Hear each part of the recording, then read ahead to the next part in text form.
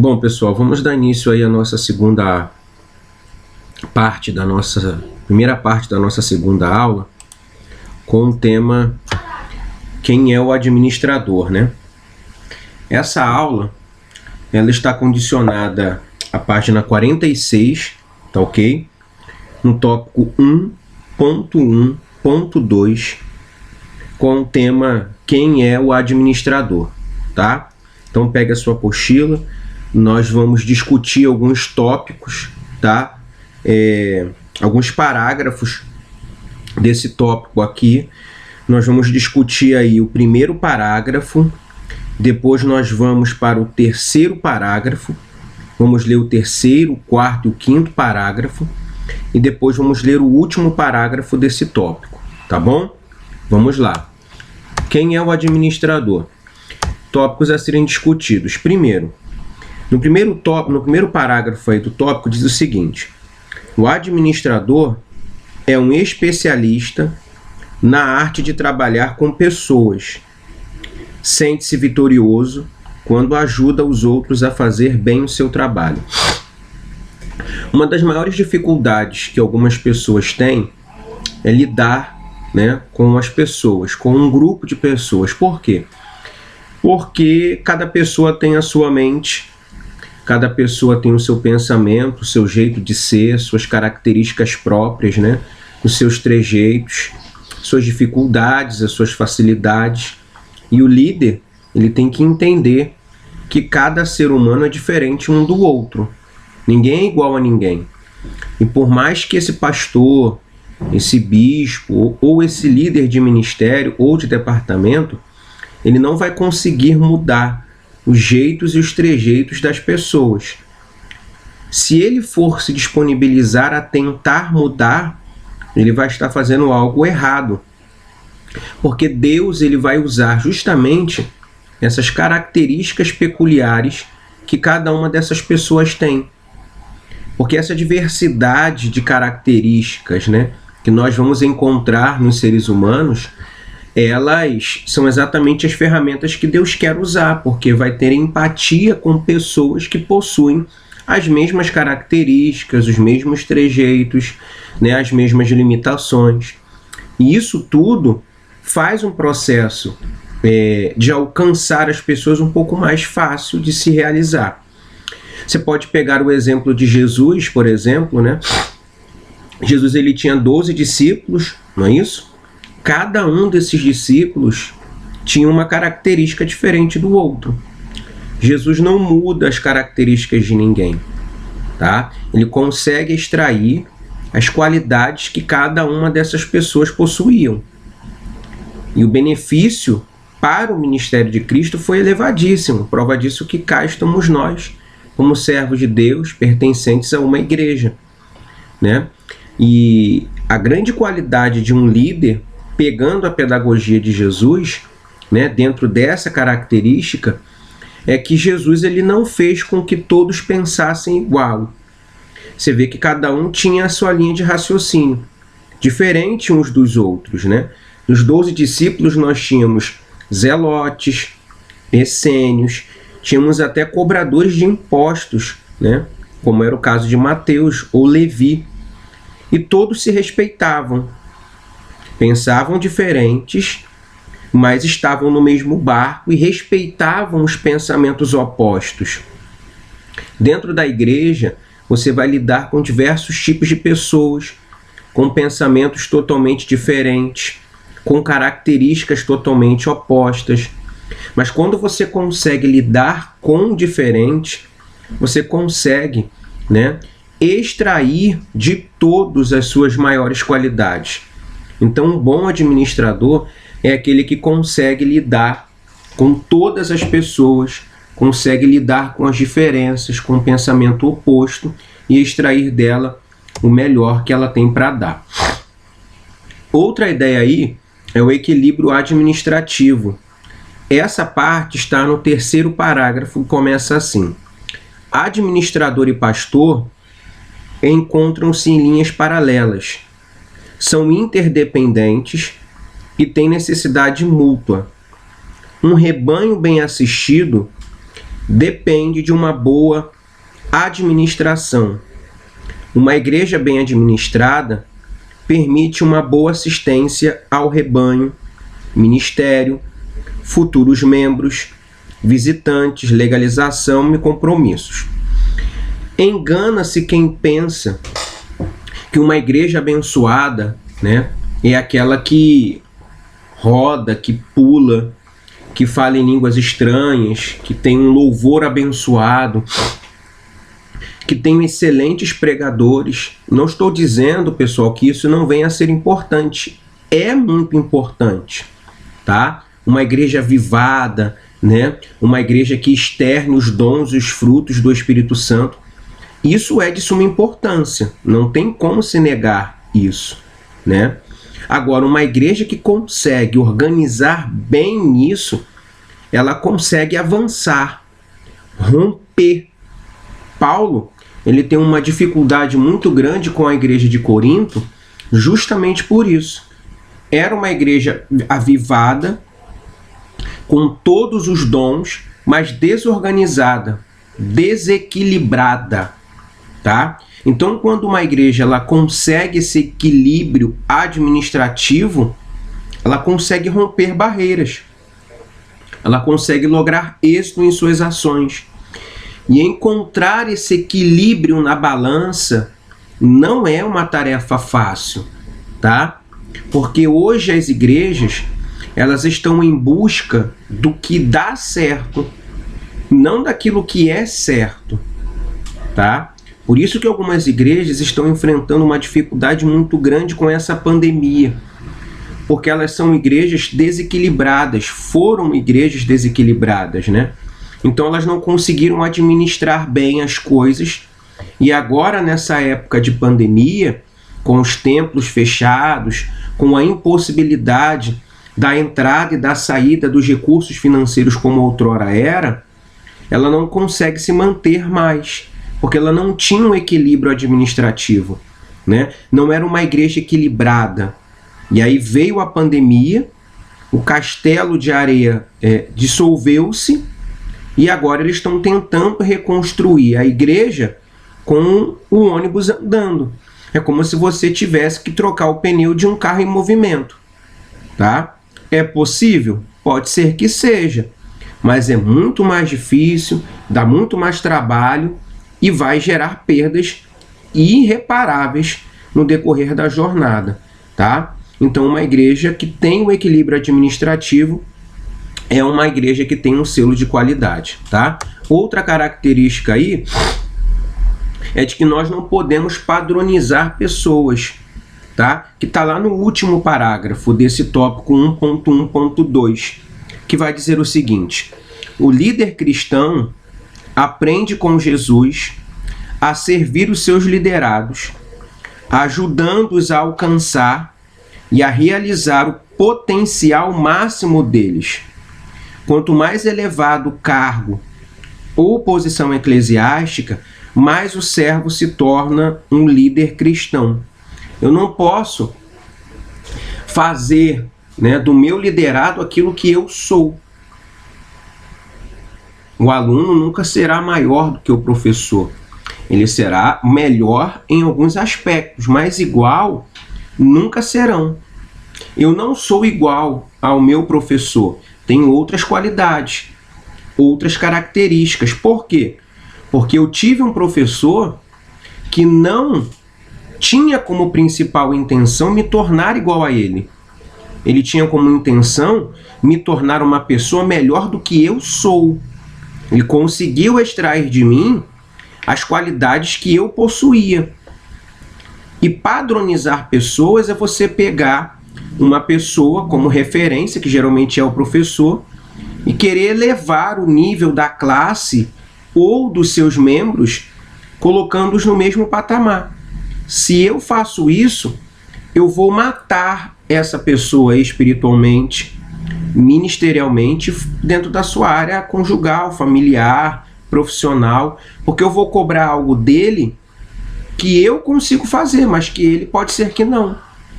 Quando Moisés morre e Josué se levanta, Josué não tinha o mesmo patamar de Moisés. Josué tinha outras características, algumas melhores, outras piores. Os 12 discípulos, depois da morte de Jesus, eles começaram a executar a obra de Deus, mas eles não eram Cristo. Tinham outras características, mas não aquelas iguais a que Cristo possuía. O que significa cristão? Um pequeno Cristo, não o próprio Cristo. Se é um pequeno Cristo, é porque mantém dentro dele a essência de Cristo Jesus. Então, quando o líder, quando o administrador, ele quer padronizar, ele vai matar essas pessoas.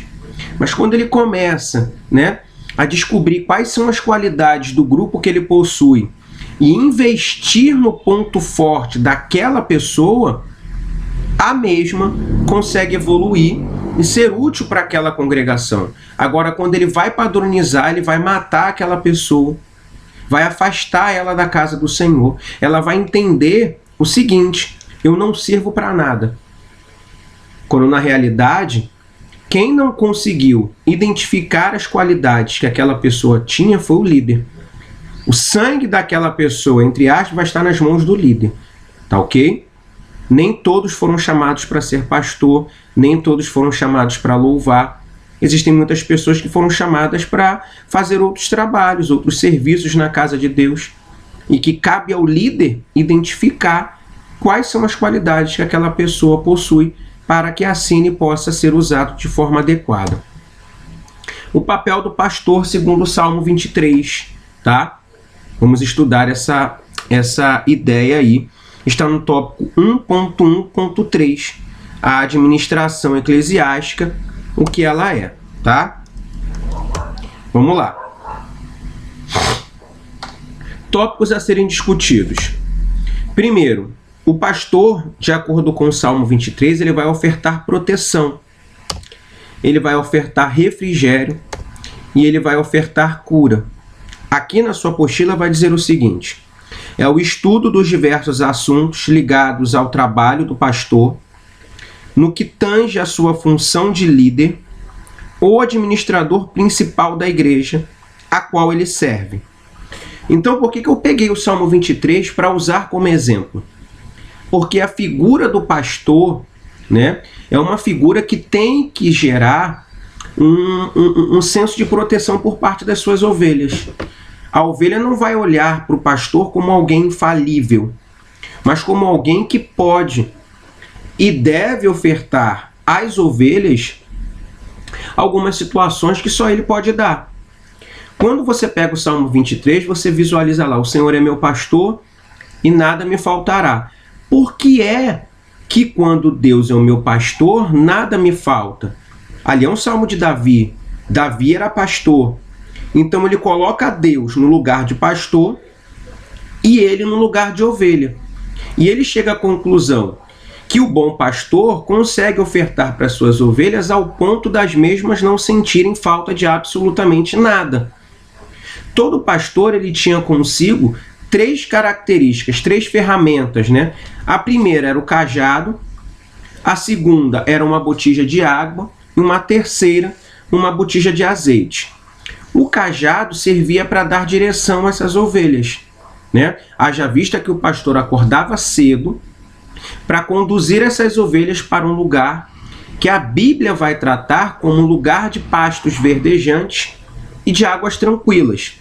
Só que no trânsito, do ponto A ao ponto B, muitas coisas iam acontecendo. As ovelhas podiam se perder. E o cajado do pastor dava direcionamento a essas ovelhas. Então Davi fala que o Senhor é meu pastor, nada me faltará, porque a direção eu tenho. Ele não vai me deixar eu me perder no meio dessa trajetória. O segundo era o refrigério, A distância ela era considerável. E tinha ovelha que cansava no meio desse trajeto. Então o pastor pegava essas ovelhas que cansavam e ofertava a elas a água, que refrigerava a sua alma e dava condições delas continuarem a sua caminhada. O terceiro ofertava a cura. Era de certo, que algumas ovelhas se ferissem no meio do caminho. Ferindo-se a ovelha, o que passava a acontecer? Essa ovelha ficava impedida de continuar a sua trajetória. Mas o pastor tinha o azeite. Esse azeite era posto em cima da ovelha, da ferida, né? Limpava-se a ferida e esse azeite tinha um poder curativo, dando condições às ovelhas de, mesmo feridas, continuarem lentamente a sua caminhada. Elas não morriam no meio da trajetória. Então, quando o Senhor é o meu pastor, não me falta direção, não me falta refrigério e não me falta remédio para as minhas curas. Por isso que o papel do pastor está coadunado com o Salmo 23. Eu, como pastor, como líder de departamento, eu tenho que ofertar para os meus liderados direção. Eu tenho que ofertar para os meus liderados refrigério. E eu tenho que ofertar para os meus liderados algum tipo de cura. Hoje nós vivemos um tempo onde as maiores feridas que as pessoas têm estão na alma. Então, como pastor, eu tenho que ofertar essa possibilidade das mesmas continuarem a sua trajetória. Vamos lá para o nosso terceiro e último slide. Hoje, aqui nesse slide, nós vamos trabalhar o papel do despenseiro, que está aqui ainda no tópico 1.1.3, que diz o seguinte: a palavra despenseiro é encontrada cerca de 20 vezes no Novo Testamento. Por vezes, é também traduzida por mordomo, administrador e, eventualmente, como tesoureiro ou curador. A responsabilidade do despenseiro é mencionada 9 vezes, sendo traduzida por administração, ou dispensação, ou serviço. Eu quero trabalhar 3 ideias com vocês: a ideia do mordomo, a ideia do tesoureiro e a ideia do curador. Para isso, eu quero utilizar os textos bíblicos que aí estão inseridos na tela. O primeiro cita aí Lucas capítulo 12, versículo de número 42, que diz o seguinte: respondeu-lhe então o Senhor: qual é, pois, o mordomo fiel e prudente, a quem o Senhor pôs sobre os seus servos, para lhes dar a tempo a ração? O mordomo é aquele que está na responsabilidade de cuidar dos servos que não são deles. Eles têm a responsabilidade de zelar pela vida, tá? De servos que são do seu senhor. Então, quando o despenseiro, ou o papel do líder na condição de mordomo, ele é demonstrado nas Sagradas Escrituras, ele está querendo dizer que nós que somos líderes estamos cuidando de algo que não é nosso, que é de Deus. E que Deus vai cobrar caso eu não consiga cuidar bem daquilo que Ele colocou nas minhas mãos. A ovelha não é do pastor, a ovelha é de Deus. Cabe ao pastor trabalhar como mordomo e cuidar e zelar, porque caso contrário, Deus cobra. Outra ideia do tesoureiro.